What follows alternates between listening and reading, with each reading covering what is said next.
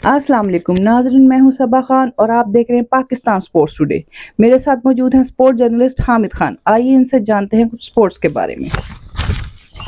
Pakistan cricket team 29 अक्टूबर से Australia का दौरा कर रही है, जहां वो 3 टी20 और 3 ओडीआई खेलेगी, मगर अभी तक क्रिकेट बोर्ड ने कप्तान, वाइस कप्तान और टीम का ऐलान नहीं किया। आपके तज्जिए और ज़राए के मुताबिक टीम कौन से खिलाड़ियों पर मुश्तमिल होगी? जी बिस्मिल्लाहिर्रहमानिर्रहीम। अस्सलातु वस्सलामु अलैका या सय्यदी या रसूलल्लाह व अला आलिका व सहाबिका या सय्यदी या हबीबल्लाह। नाज़रीन, मैं हूं हामिद खान और आप देख रहे हैं स्पोर्ट्स टुडे। दोस्तों, सबा ने पहली जो बात की है वो ये की है कि पाकिस्तानी टीम जो 29 अक्टूबर को लाहौर से ऑस्ट्रेलिया के लिए रवाना हो रही है, वहां पे वो 3 टी20 और 3 ओडीआई खेलेगी। अभी तक ना तो कप्तान का फैसला हुआ है और ना ही टीम का ऐलान किया गया है। आज मैं आपको इसके बारे में बताऊंगा इसकी क्या वजूहत है। जहां तक कप्तान की बात है तो मोहम्मद रिजवान के बारे में फाइनल कर लिया गया है कि ये ही कप्तान होंगे। अब इसमें जो ताखीर हो रही है उनकी अनाउंसमेंट की, उसकी वजह ये है कि चेयरमैन पीसीबी मोहसिन नकवी जो है वो यूएई गए थे आईसीसी के इजलास में शिरकत करने के लिए, और अब उसके बाद उनकी वापसी हो गई है।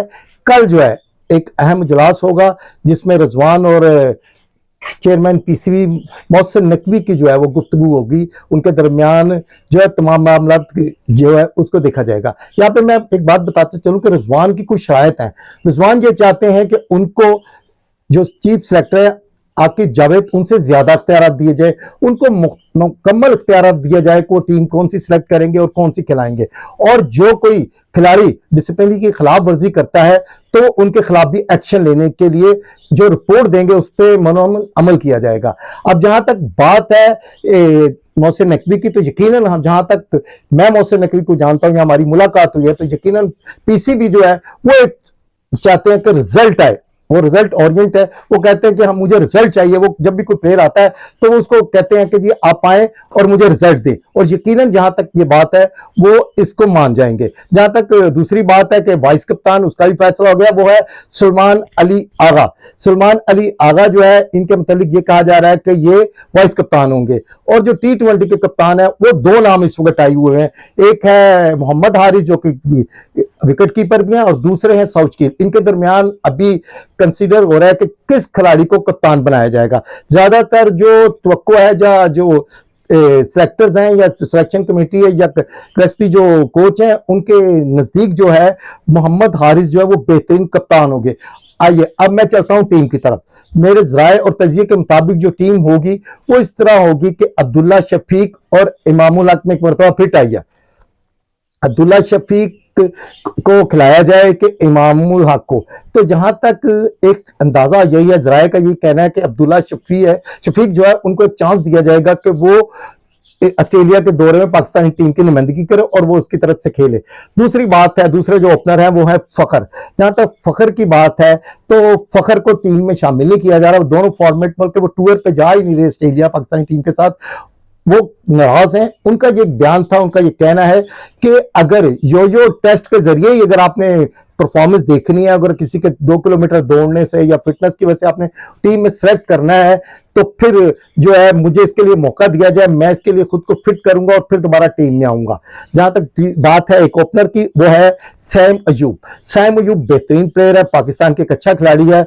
हम उसको देख रहे हैं, वो अग्रेसिव है, वो आता है जब भी कोई बॉलर आता है वो एक अच्छे स्टाइल से बॉलर के ऊपर आता है, वो कभी डिफेंसिव नहीं होता, वो हमेशा आगे आके अच्छी क्रिकेट खेलता है और बॉलर को टफ टाइम देता है। इसलिए सैम अयूब को दोनों फॉर्मेट के लिए रखा गया है। उसके बाद अब बड़ा नाम बाबर आजम को ओडीआई के लिए सिलेक्ट कर लिया गया है, लेकिन टी20 के लिए अभी सिलेक्टर्स और कोच जो है वो गुप्तशनीद कर रहे हैं। एक अंदाजा यही है कि उनको टी20 में शामिल कर लिया जाएगा। अब देखते हैं कि कल पाकिस्तान क्रिकेट बोर्ड के चेयरमैन मोहसिन नकवी सिलेक्टर और दूसरे जो ऑर्गेनाइजर हैं वो कल एक जो ऐलान करेंगे। हम देखते हैं कि उसमें बाबर आजम के जो है उसको टी20 में रखा जाएगा कि नहीं रखा जाएगा। उसके बाद मोहम्मद हारिस, जिसके बारे में मैंने भी बताया था टी20 के लिए भी उनका नाम कंसीडर होता है कप्तान के लिए, तो अब उनके मोहम्मद हारिस जो है वो टी20 खेलेंगे और ओडीआई के लिए अभी उसका फाइनल करना है। इसके बाद आ जाता है रिजवान, चूंकि रिजवान कप्तान है वो खेलेंगे। तो جہاد ارخان یہ ایک اچھا پلیئر ہے, ایک اچھا کھلاڑی ہے, جو ینگ کھلاڑی ہے. اس کو بھی آسٹریلین ٹور میں اس کو بھی سلیکٹ کیا جا رہا ہے. یہ او ڈی آئی جو ہے وہ فارمیٹ میں پاکستان کی ٹیم کی نمائندگی کریں گے. اس کے بعد ہے کامران غلام.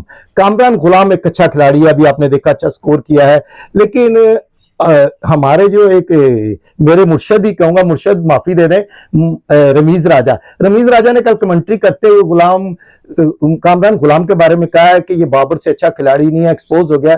تو مرشد ایسا نہیں ہوتا, آپ اتنے سینئر ہیں, ہم تو بہت جونیئر ہیں, ابھی تو ہم چلنا ہی سیکھ رہے ہیں آپ کے مقابلے میں.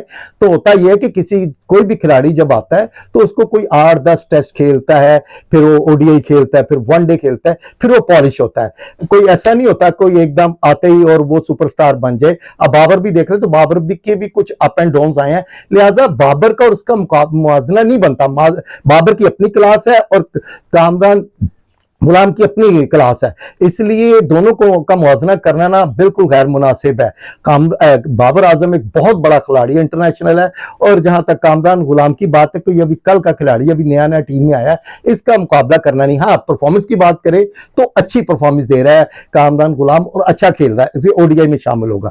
اس کے بعد جو ایک بڑی خبر ہے, بری خبر ہے شائقین کرکٹ کے لیے اور محمد عامر کے فین کے لیے, اور میں نے اپنے پچھلے وی لاگ میں بھی آپ سے کہا تھا کہ محمد عامر کو کرکٹ بورڈ کنسیڈر نہیں کر رہا, چیف سلیکٹر ان کو کنسیڈر نہیں کر رہے. اگرچہ وہاب ریاض ان کو لے کے آئے تھے, وہاب ریاض نے ان کا کم بیک کیا تھا, لیکن محمد عامر جو ہے آسٹریلین ٹورز پہ پاکستانی ٹیم میں شامل نہیں ہے, اور نہ ہی اس کے بعد زمبابوے کا جو ٹور ہے اس میں بھی محمد عامر شامل نہیں ہے. شاداب بھی ٹور میں شامل نہیں ہے. افتخار چاچا, میں نے کل بھی اپنے وی لاگ میں کہا تھا کہ افتخار چاچا کو چاہیے اب ریسٹ کرے اور بچوں کو کرکٹ سکھائے. اب ان کی عمر نہیں ہے, کیونکہ ان کے کلائب میں ان کے جو ہے وہ جسے ہم کہتے ہیں جو طاقت نہیں رہی کہ وہ گیند کو باؤنڈری سے باہر پھینکتے, اب ان کو بھی جو ریسٹ کرنا چاہیے. شہنشاہ افریدی کی بات کروں تو ایک اچھا بالر ہے, ہمارا مین بالر ہے, تو وہ T20 میں وہ نہیں کھیلیں گے, ان کو T20 میں کنسیڈر نہیں کیا جا رہا. ہاں البتہ او ڈی آئی جو ہے وہ کھیلیں گے, او ڈی آئی میں شہنشاہ افریدی کو کنسیڈر کیا جا رہا ہے. اسامہ اچھا کھلاڑی ہے, ینگ پلیئر ہے, اچھا پلیئر ہے, ہمارا ایک ٹیم کا ابھرتا ہوا کھلاڑی ہے, یہ دونوں فارمیٹ کھیل رہا ہے. سلیکشن کمیٹی نے دونوں فارمیٹ کے لیے اسامہ کو جو ہے وہ ٹیم میں شامل کیا ہے. اور آگے آ جاتے ہیں ابرار اچھے سپنر ہے, ابرار دونوں فارمیٹ کھیلیں گے. اس کے بعد ہم چلتے ہیں سفیان مکیم, ایک نیا کھلاڑی ہے, نیا ٹیم میں ڈیبیوٹ کر رہا ہے سفیان مکیم دونوں فارمیٹ جو وہ کھیل رہا ہے. اس کے بعد ہم بات کریں گے حارث رؤف, ہمارے اچھے بالر ہیں اور یہ دونوں فارمیٹ کھیل رہے ہیں. لیکن میں ایک بات بتاؤں کہ ہم نے دیکھا ہے کہ حارث رؤف کا سٹیمنا نہیں ہے. حارث رؤف صرف T20 کا پلیئر ہے, وہ 2 اوور 3 اوور کرنے کے بعد وہ ریسٹ مانگتا ہے, اور وہ کنٹینیو 5-6 اوور یا 10 اوور نہیں کر سکتا. ہم دیکھتے ہیں کہ اس کے آخری جو ہوتے ہیں نا 7واں 8واں اوور 10واں اوور, اس میں وہ تھکا نظر آتا ہے, لائن بھی نہیں ہوتی, فل ٹاس بھی دے رہا ہوتا ہے. اس وجہ سے نا حارث رؤف کا جو ہے نا T1 او ڈی آئی میں نا شمولیت تھوڑا سا ٹیم کے لیے مشکلات پیدا کرے گی, اور وہ کوئی اچھا بالر نہیں ہے کہ او ڈی آئی میں. ہاں T20 میں 5 اوور کا بالر ہے, اچھی بالنگ کرتا ہے, اور ٹیم کو اچھے کھلاڑی کو بھی آؤٹ کر لیتا ہے, اور ٹیم کو بھی اچھے رنز جو ہے نہیں لینے دیتا مخالف ٹیم کو. اس کے بعد 3 نئے کھلاڑی جو ہے وہ ٹیم میں شامل ہو رہے ہیں, وہ ہے محمد حسنین نے چیمپئنز کپ میں بہت بہترین پرفارمنس کی, ٹاپ بالر رہا ہے. اس بار محمد حسنین کو شامل کیا جا رہا ہے. حسیب اللہ کو بھی او ڈی آئی میں شامل کیا جا رہا ہے. اس کے بعد جو ہے وہ ہے قاسم اکرم, یہ ایک نیا کھلاڑی ہے جو پاکستان ٹیم میں شامل کیا جا رہا ہے. یہ انڈر 19 کا کپتان بھی رہا ہے, اس کو بھی او ڈی آئی میں شامل کیا جا رہا ہے.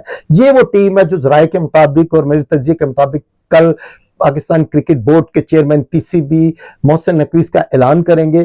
اب یہ میرا ایک ناقصہ تجزیہ تھا, اب دیکھتے ہیں کہ پاکستان کرکٹ ٹیم حتمی کیا ٹیم کرتی ہے. یہ ایک بہترین ٹیم ہوگی جو اتارے گی, اور میدان میں اتارا جائے گا آسٹریلیا کے خلاف, کیونکہ 3 او ڈی آئی ہیں اور 3 ون ڈے ہیں, اور پاکستان کو یہ جیت کر ایک بار کم بیک کرنا ہے, اپنی ٹیم کو پاکستان کو کم بیک کرنا ہے.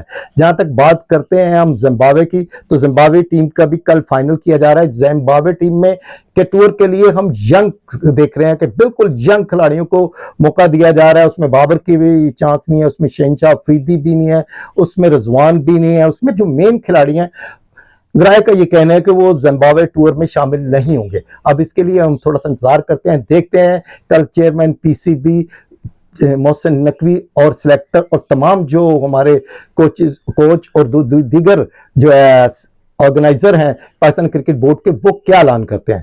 اس کے ساتھ ہی مجھے اجازت دیجیے، اور اپنا اور اپنے اہل خانہ کا خیال رکھیے گا، اور میرے سب چینل کا بھی خیال رکھیے گا۔ اللہ حافظ۔